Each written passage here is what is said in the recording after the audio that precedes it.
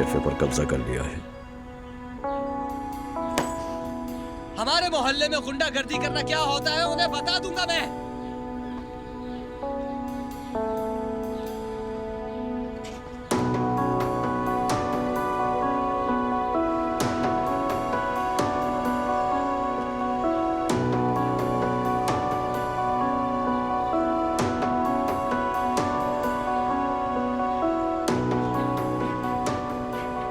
तुम ही थे जो मुझे मारने की कोशिश कर रहे थे आशिर।